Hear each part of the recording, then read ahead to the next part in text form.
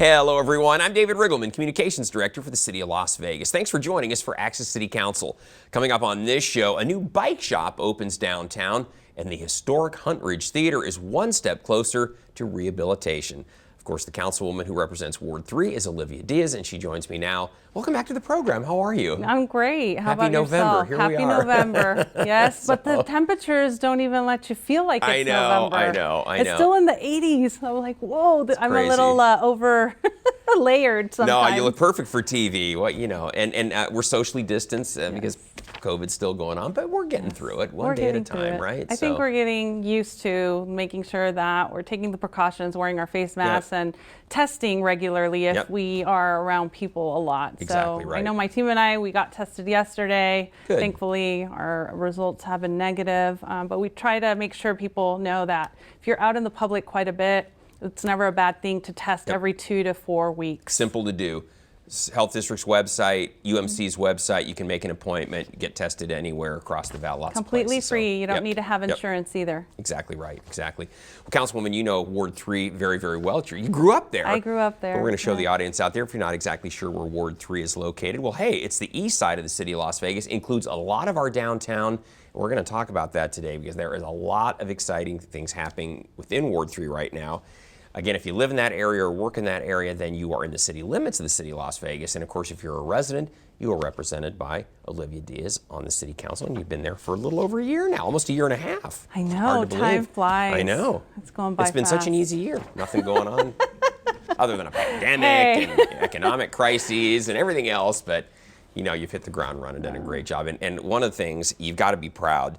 Despite all of the economic hardships we've had, all of the downturn and the concern with the pandemic, you've had some amazing openings take place. Businesses are hanging in there. They're jumping in and doing their part. And this is exciting. You had posted this on Facebook. You said, welcome Ralphie's Bike Shop to the downtown neighborhood. Now, Ralphie's is a new bike shop that is really cool because they customize? It is cool. Yeah. They do custom bikes, David, and you know, we got to celebrate the good things that came from COVID too. It's really changed some of our lifestyle just habits, and I think that a lot more people know that they need to stay healthy, they need to get more exercise, they want to be outdoors, and riding a bike is such an amazing way to do it.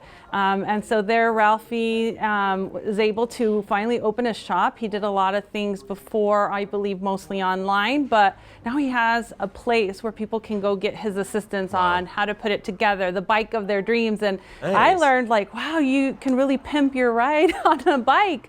So I learned that there's this niche, and there's a lot of enthusiasts, bike enthusiasts, that really like to see what others put together for their rides. You know, Councilman, I think I mentioned to you before we went on the air, when I was a kid, bike shops were like that. You could customize the bike. You could get whatever kind of handlebars, colors, the seat, exactly whatever you wanted. And even the thickness of the tire. Exactly, all of that. And we kind of got away from that with the big stores that just had the bikes all pre-assembled. Here they were. And so Ralphie's, it's like a throwback to what I remember. And I'm told it might be a little bit more to invest, but it will last you longer. I saw some bikes that were, you know, decades in the making. So cool. Congratulations to Ralphie, and I hope people check him out. Where's he located? It's on Bonneville and Maryland. Maryland you will see it there at 1110 East Bonneville Avenue. Very good. Got to go check out Ralphie's. And if you love pancakes, you're in luck because we have a new IHOP on Las Vegas Boulevard, kind of near the Strat. Much to my detriment and my son's excitement. He loves pancakes, and so it was so amazing to go to this new restaurant in Ward 3. It was the flagship. It's a very different one, and I love it. I think it looks beautiful, and we're just so excited that they made this investment in downtown, continuing to bring beauty and development and much needed food, to our community. And Councilman, almost like it's a pilot. It's like they're trying a new concept out here in Las Vegas. I think they think it'll be successful here. Maybe we'll see these pop up across the country Most then definitely. too. So. It's pretty big, and so I think during these times that's even more comforting to know that the tables are spread out. So are the booths. Everybody stayed, including myself and my team, and we had a good breakfast. Good way to start the day with a good cup of coffee and some fresh pancakes. Yeah, absolutely. Well, good luck to them, and welcome to. And I want to thank all of our city team who helped, them get through this process. They had nothing but accolades to say about how easy it is with our business team. I'm sorry. We call that the Economic and Urban Development Department now. It used to be OBD. And even business and licensing, right? They're getting certain things through, and they said they were really grateful for our customer service. That's good. We like to hear that here at the city. Very good. And of course, the big kahuna downtown, not technically in Ward 3, but heck, it's right across the street. And obviously you represent so much of downtown. Circa is now up and running. It had its official grand opening on the 28th. We got a sneak preview on the 27th. Pretty impressive. It's a pretty impressive building, brand new from the floor up. They got Garage Mahal across the street. That's right. But if you are a sports fan and you love to go to Sportsbook, oh my gosh, you got to go check out the Circa Sportsbook. If you love pools, they have an amazing deck there with lots of pools and a huge screen, and they have good eats as well. They so do. I highly encourage for all of you Vegas enthusiasts. I think it's exciting every time we open a casino. Being a native, I remember when the Mirage was being opened with the Volcano and then Excalibur and Treasure Island. It has been quite a while for us to have a brand new casino that 11 years, opens. Councilwoman, you're exactly right. 11 years for any new casino. 11 years for the region, but 40 years for downtown, and that has been big. So thank you so much to Derek Stevens and his amazing team that made this. And Vegas Vicky is back. That's the original, everybody. She's been restored, and you can take a selfie right there. So remember, it is 21 and over, because a lot of us sometimes get excited and say, oh, let's go as a family to check this out.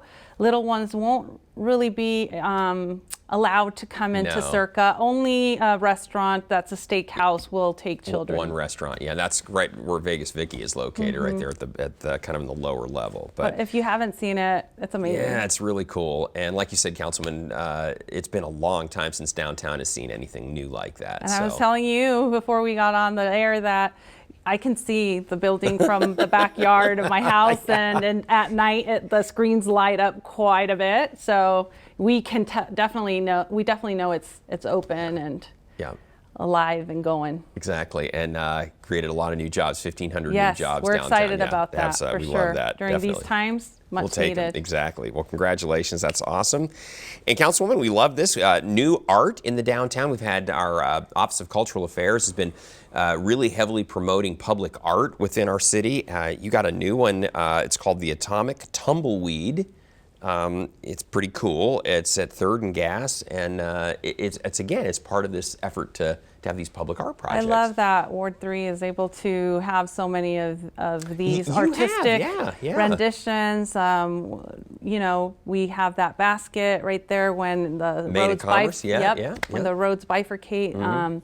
We've also been able to install the cat that's closer to First Street, the Arts District. The Arts District, and now we have this tumbleweed. And you do have a lot of these new art pieces. You do in your ward. And I just think it's very fitting because we have the Arts District is part of our fabric here in downtown, and I think it's a great way to continue to support our artist community. We have so many creative and talented artists that we need to make sure that we're using their creativity to help us beautify and lift the feel of when we're taking a stroll down new public amenities and upgrades that we're doing. Art goes hand in hand and make it so much better. It does, and it's interesting. We have an active arts commission. You guys all on the council appoint members to the arts commission, and they've had a big hand in helping bring all these new pieces to life. And we're excited too to kind of spread the love and get some more art going on the east side, and maybe in the future show we'll talk about something else that we're working on for the east side. Exactly. Well, speaking of working on things on the east side, Huntridge Theater, you posted this on Facebook. You said, "We are thrilled to announce that the City of Las Vegas Council approved a settlement that brings the Huntridge Theater one step closer to rehabilitation. In addition, an updated Denny's billboard near the Las Vegas Archway and a new Terrible Herbst, all approved at that council meeting." That was back in October, right? It is. It was the last meeting of October. We went through this item that basically clears another hurdle for Jay Dapper to come in and buy the Huntridge property because it had some outstanding monies attached to it, but now that's been cleared out. J. Dapper has promised he's going to adhere to the preservation, just conditions that were on, this original building, and so the community can be at ease knowing that the Huntridge will be preserved. The marquee sign, I believe, and the main features of the Huntridge Theater are protected. Wow. So it'll live on. It'll live on, and I'm excited to see its new life and what Jay's vision. He does amazing work. I think that the community came out in droves to really support. They did. I was impressed with that. Yeah. It was all organic, and folks are really, really appreciative of what he's done for the Huntridge. What is that corner on Charleston and Maryland across the street from the theater? So the Huntridge Shopping Center is his, and they're just I think excited to see this. And you're right, Councilwoman. It was a lot of people are very passionate about the Huntridge, and there were many different opinions as to what should happen. But Jay's plan and the city's plan, overwhelmingly that day there was support for, as you mentioned, and that was good to see. I feel like we were all on the same page. I think everybody's just concerned, make sure the Huntridge is preserved and it's open, and that other future generations have access to see it. And I think the community is going to be better off seeing the development in the future years. So. It's in your ward too, another shining star in your ward. Can't wait to see what the future holds for Huntridge. Exactly, getting it done there in Ward 3, looking good. Well, we're well into the fall, and that means a lot of holidays popping up left and right. Love this. Back on November 2nd, we had El Dia de los Muertos, Day of the Dead. Thank you so much. Sí, Dia de los Muertos. It's a very traditional festivity in southern Mexico. My parents are from northern Mexico, so I really came to learn more about the Day of the Dead when I married my husband, who's from Mexico City. Ah, interesting. Right here you can see an altar. That's part of the tradition of every year of enshrining things for those who have left us, but we don't forget, and we believe that they come and they visit us on Dia de los Muertos, that they come back in their spirit form, and they really kind of check in on us as well. Yeah. So no one really dies in our thinking until you forget about them. And if you've seen Coco, the movie, I was going to say it's right out of the movie Coco. Exactly. It really does kind of lay out what our it's all beliefs about. are. Yeah, exactly right. Yeah. Well, it's a wonderful tradition, and it fits in with All Saints Day, which is November 1st, and of course Halloween. So on that pyramid that you saw, the shrine, they had a side that, was for the All Saints, so usually younger children or people who never wed, they went on that side of the altar. And then they had another side where it was everybody on the second, any age. And it was really cool because people could put their picture up, take a selfie, and really remember them. Yeah. Just like the Remember Me song of Coco. Exactly, which brings a tear to everyone's eye. It does. Well, that's wonderful, Councilwoman. And I think this year with the pandemic and those that we've lost, for them to be remembered especially. COVID-19 victims were the ones that are being enshrined. And we also did something similar with the Mexican consulate and his Mexican consulate office, the new Mexican consul, Julian Escutia Rodriguez. We also had a shrine there. Very important, I think, to extend our condolences and know, for the victims' families that, we're with them. And we know it's tough to lose anybody at any time to anything, but I think they need to know that we're with them. Exactly. We're in it together. Right. Well, that's the beautiful, and we're going to talk more about Coco, in fact, coming up here. But, of course, the day before All Saints Day, of course, is Halloween, and that's 2 days before the Day of the Dead celebrations. But you did Halloween up big in your ward, too. You posted this on Facebook. You said, thank you to everyone who came out to celebrate Halloween with us. Our Ward 3 Trunk or Treat was a smashing success. And speaking of Coco, you and your staff were dressed up like characters from Coco. Yes, we got the idea, David, from wanting to participate in the City of Vegas employees contest. And then from there, we just went another notch, and we figured out someone to do our makeup professionally, and really excited that we did, because I think the families, everybody who came through really enjoyed seeing us in character. Is that Anastasio there? Is Anastasio as Hector. His daughter helped us out being Miguel. And so we safely put the treats in everybody's trunk, and I think it livened the celebrations that, some of us don't feel we can carry out normally going I know. door to door. I know. So at least we gave them a good treat, and they really checked us out. And the kids were excited. And I would say, "Who are we?" And they all mostly knew that we were Coco characters. Exactly. So. And then, Councilwoman, one thing that's really great, we have a wonderfully diverse city, and we literally we're called the melting pot of the melting pot here in Las Vegas, and truthfully so. But we had Hispanic Heritage Month. We celebrated that, and I thought this was great. We had a wonderful ceremony to kind of wrap it up on the 15th, and this was where so many of the different Hispanic cultures were represented here at City Hall, right? Yeah, and the point of it is we weren't able to carry out normal parades or festivities due to COVID, but we had the consulate from El Salvador and the consul from Mexico, and we just wanted to, and we had Senator Dennis as well, so we just wanted every country represented in Central, South America, and Mexico, just to kind of emphasize that we are a diverse group of Latinos here in Las Vegas. And I think it was fun to kind of get people to come outdoors for a bit and see the flags and maybe even challenge themselves to see how many flags they could identify this flag. Exactly. Yeah, so we had, countries like Venezuela, Puerto Rico, Colombia, Peru, Cuba, El Salvador.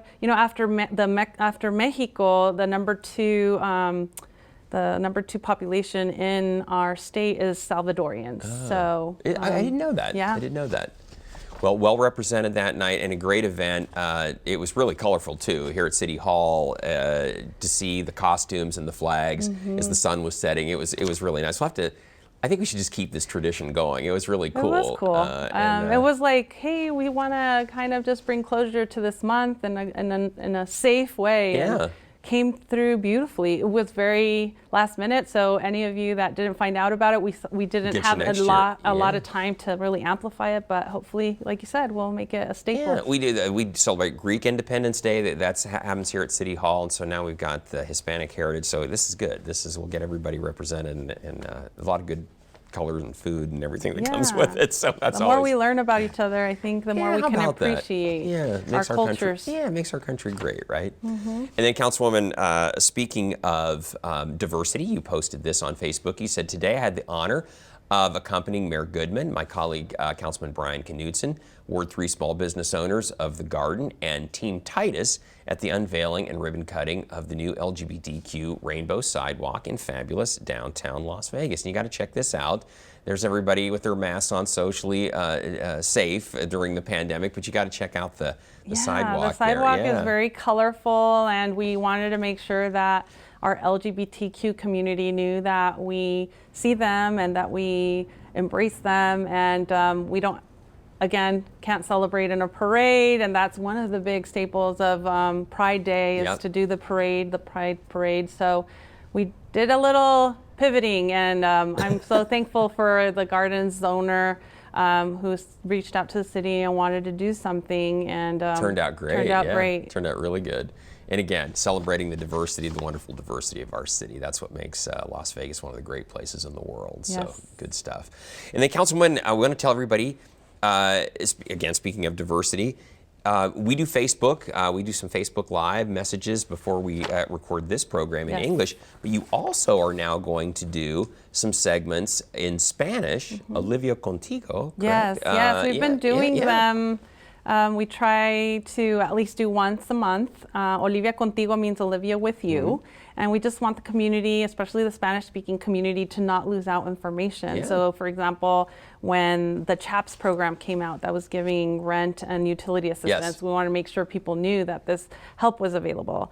We've also talked to Nevada Energy. What kind of programs do they offer for certain customers to help either reduce their bills or get them some freebies that they offer? And sometimes we don't know, and we don't get connected with those resources that are there available for their use. And a very important guest during this pandemic has been Dr. Leguen at the Southern Nevada Health District, who has You were on the Health District Board, Yes, as a board member, I asked him to come and speak in Spanish about COVID and any questions. And we allow people to kind of share some questions or concerns they may have, and that we try to answer them live as well. So if you know Espanol or you want to practice your Espanol, I highly encourage you to follow us on Facebook at Olivia Diaz LV, and that's we'll kind of try to give you at least a few days notice that we're going to put generally once a month approximately. Very good. And Councilwoman, we're running a little bit low on time, but we got two events we want to tell everybody about. You have a drive-in movie coming up on November 13th. And guess what it is? I know you're shocked, folks. It's Coco. It's our favorite movie around here. November 13th, 6 p.m. It's going to be in the parking lot adjacent of Rafael Rivera and Chuck Minker Sports Complex. Please come. It will be drive-in. I haven't been in a drive-in forever, so I'm excited about guys. Stay in your car, safe, And my kid knowing like, oh, you guys used to do this, Mom, when you were a kid? Oh, yeah. So I think that's really cool. And then the last event we have for Ward 3 is the resource fair for our seniors and our community, and we're bringing so many partners to offer information and freebies. It will be Saturday, November 21st, 7:30 a.m. to 10:30 at Gary Reese Freedom Park, 850 North Mojave Road. So it is on the parking lot that's adjacent to the Big League of Dreams. So I hope you guys come out and get all of the tons of goodies that will be provided. It's good. Free flu shots. Gano Health Clinic will be providing free flu shots for anybody who needs them. Don't miss out. That's a great opportunity to come for just the flu shot if you want to. That's good stuff. So well done. Well, Councilman, we need to take a short break, but when we return, you'll meet the newest member to join the Ward 3 team. That's next, so please stay with us. Caring for a family member can be challenging and lead to countless questions for them and for you. Find articles, tips, and tools from experts and others who have been in your place. The Caregiving Resource Center at aarp.org/caregiving. Welcome back, everyone. Councilwoman Diaz has a great team that works very hard to serve the residents in Ward 3. And with us today is the latest member to join the team, Arlene Alvarez. Arlene, welcome to the program. And Councilwoman, if people think that Arlene looks a little familiar, it's because she's been on this show before, right? Yes, she used to work for the census. And so you stole her away. After that gig was wrapping up, I decided she would be a great asset to the Ward 3 office, and she is a resident of Ward 3. So I wanted to introduce her, and she can introduce herself. Arlene, how are you feeling about stepping up and rolling your sleeves to help our Ward 3 residents? I'm very, very excited. Most of my professional career has been in community outreach, and so I know that that's exactly what Ward 3 is all about. And so I'm very, very excited. Like you said, I live in Ward 3. I lived in the Arts District. I now live in Jonas Park. So, you know, downtown is kind of the area that I've lived in and care about. And you know, I'm just so excited to be part of this team. Oh, very good, very good. Arlene, tell us a little bit about yourself. Share with the audience, where are you from? Are you from Las Vegas? Tell us a little bit about yourself. I'm a transplant. I grew up in San Diego. I was born in Mexico, grew up in San Diego. Was away for college in Chicago, lived in DC for 6 years before moving to Vegas. So I've been in Vegas for 4.5 years. Well, you know what? That makes you pretty much a native, right, Councilwoman? Yes. You don't have to be here long to be a native. That's really good. So. And Councilwoman Arlene, I know you guys have been very, very busy. What are you hearing? What are the folks in Ward 3 asking? What are they most concerned about? What are the questions that you've been mostly addressing, Arlene? It's been varied. You know, a lot of people want to know what events we have coming up with the holidays. We have a lot of parents, a lot of kids. A few weeks ago when I first started, we were out with constituents helping them connect to the internet. Besides that, just very different types of questions. You know, it could be code, you know, we can sometimes refer them to code or business license, whatever. You know, it's a very diverse set of questions that we get. So yeah, that's absolutely for sure. And Councilwoman, I know that people will ask the city questions. They'll ask your office because they maybe can't get in touch with other government entities, and so they reach out to us because they know that we're going to respond, and so we're kind of doing what Arlene is saying. We're sending people. We're triage. Yeah, exactly. That was the word I'm looking for. We'll get folks that are calling and they live in the county, or they live in North Las Vegas, or they are our residents, and we definitely do our best to make sure that we channel them to the line of communication that can help them resolve the issue. And it stems like Arlene said, it's a wide variety of issues. I don't think there is one. For a while it was what kind of plans or what kind of programs are out there to help small business owners and residents who are in a bind with making ends meet monetarily. Code enforcement is a big one. And so public safety concerns come through our office. Also, a lot of people are initiating contact through our Facebook page. They'll just Facebook message me. And then I delegate to my team, can you follow up and can you follow through? And they've been amazing. But there's all kinds of just different asks of our office, and we try to meet your needs as best you can.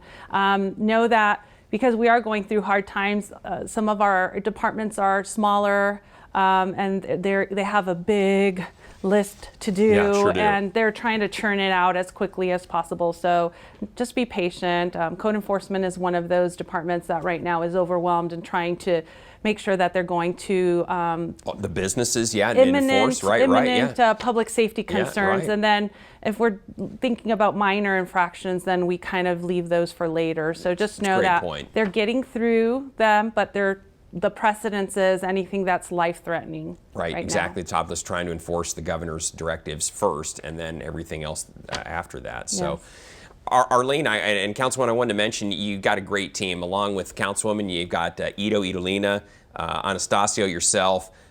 Some tips for the audience. If people want to reach out, of course now they can put a name with the face if they contact the office, but some tips. If people reach out to the office, what are some of the things that are really helpful for you and the others to have to solve their problems for them? That's for you, Arlene. For me? Well, sorry. Sometimes photos, right? If our constituent, has an issue, photos really do help explaining the situation, giving us a little narrative so that we have context. Sometimes we do site visits, so if somebody tells us, oh, there's an issue, giving us the address, that way we can follow up. As much detail as possible is always helpful.